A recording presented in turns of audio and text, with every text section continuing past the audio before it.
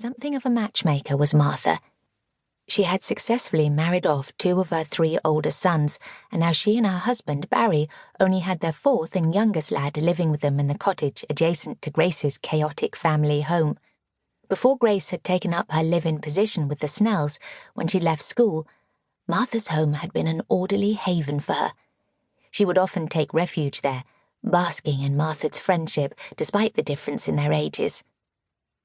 But as they jostled among the other villagers to refill their watering cans yet again, Grace looked across at Martin.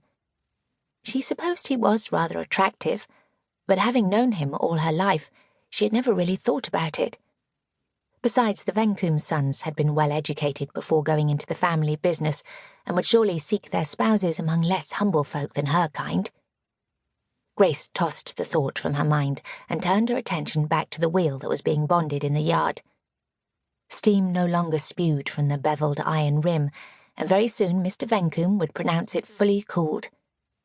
The heavy wheel would then be rolled away and stacked in the village square, which was actually more of a triangle in shape, on the far side of the little bridge over the stream that ran along the far side of the wheelwright's workshop.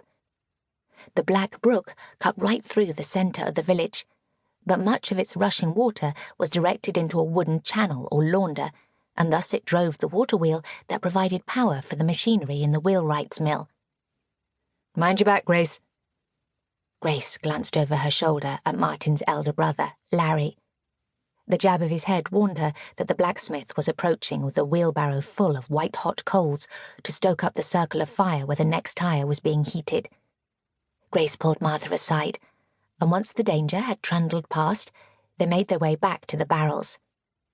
The area around the bonding plate was awash with water, and Mr. Vencombe indicated that the first wheel was fully bonded. Activity among the helpers would be less frenetic now, and Grace allowed her eyes to drift back to Martin's lithe, athletic form as he lounged against the wall, lighting a cigarette and chatting to Agatha Nonacott. Grace had never liked the older girl particularly, but she was nearer the Vencombes' class and so would be far more suitable to be courted by Martin than she was. "Always good of Mrs. Snell to give you the morning off?" Martha's comment distracted Grace from her ponderings as they set to work again. While everyone was waiting for the next tire to reach the required temperature, the villagers took buckets to the stream so that they could top up the depleted barrels in the yard. It would take another 20 minutes or so for the tire to be ready, and so they could work at a more leisurely pace now. "Well, she knows how I love bonding day, and Farmer Snell says the wheelwrights is good for the economy of the village," Grace said wisely, remembering her employer's erudite words. "It was certainly a good time when old Mr. Vencombe chose to set up his business here back along," Martha concurred. "Us is mainly farm labourers in the village, and a few workers on the Princetown Railway, of course. But the wheelwrights certainly helps to make us the thriving place as is now, with 2 village stores and one of them a sub-post office and all.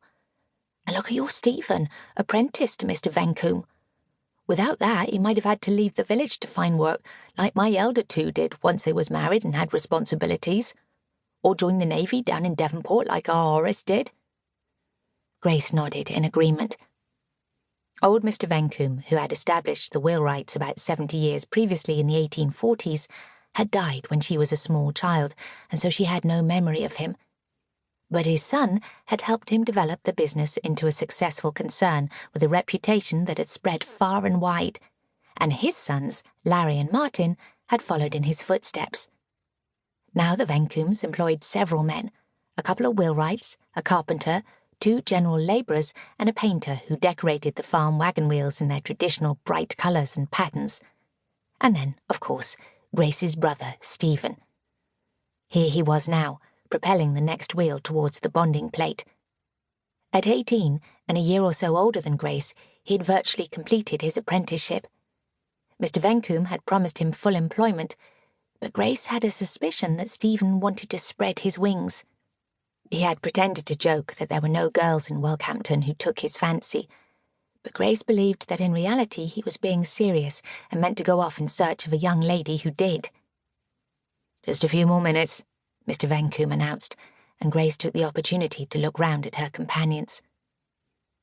Most of the village had turned out for bonding day, at least everyone who didn't have other employment they couldn't afford to neglect.